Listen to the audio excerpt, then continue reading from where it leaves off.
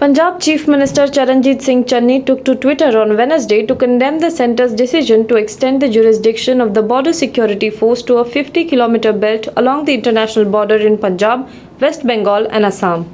Earlier, the BSF's jurisdiction was a 15-kilometer belt along the border. In the area under its jurisdiction, BSF officers have powers to arrest, search, and seizure on par with their counterparts in the police. Punjab Chief Minister Channi called the central government's move a direct attack on the federalism and urged Union Home Minister Amit Shah to roll back the decision. In its notice, the Ministry of Home Affairs had written the amendment effected on October 11, 2021 establishes uniformity in defining the area within which border security force can operate as per its charter of duties and execution of its role and task of border guarding in its areas of deployment. This will also enable improved operational effectiveness in curbing trans-border crime.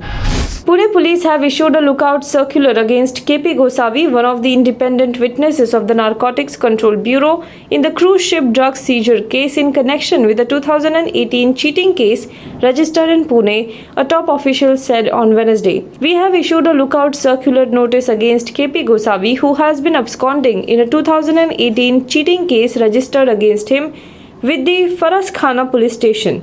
Pune police officer Amitabh Gupta said. Gosavi is one of the 9 independent witnesses in the cruise ship raid and alleged recovery of drugs in which Bollywood actor Shah Rukh Khan's son Aryan Khan was arrested earlier this month. According to police, Gosavi was booked for allegedly duping a Pune-based man on the pretext of offering a job in Malaysia. In a further boost to its fleet of fighter aircraft, the Indian Air Force is set to get 3 more Rafale fighter jets on Wednesday. They are going to land shortly in Gujarat's Jamnagar after flying for over 6 hours from a French airbase earlier today. The 3 new aircraft coming from France would take the Indian Rafale fleet to 29, giving India more options to deploy a significant number of these highly capable planes on both the northern borders and eastern frontiers. The first batch of 5 Rafale jets arrived in India on July 29, 2020. Amid reports of transgression by China's People's Liberation Army in Arunachal Pradesh, India said that it rejected China's objection to a recent visit to the state by Vice President M. Venkaiah Naidu, asserting that the state is an integral and inalienable part of India. In a statement issued on Wednesday, Ministry of External Affairs spokesperson Arindam Bagchi rejected the comments made by China and said, "We have noted the comments made today by the Chinese official spokesperson. We reject any such comments. Arunachal Pradesh is an integral and inalienable part of India. Indian leaders routinely travel to the state of Arunachal Pradesh as they do to any other state of India. Objecting to the visit of Indian leaders to a state of India does not stand to reopen the understanding of the Indian people," he said. China had earlier released a statement opposing Venkaiah Naidu's visit to Arunachal Pradesh.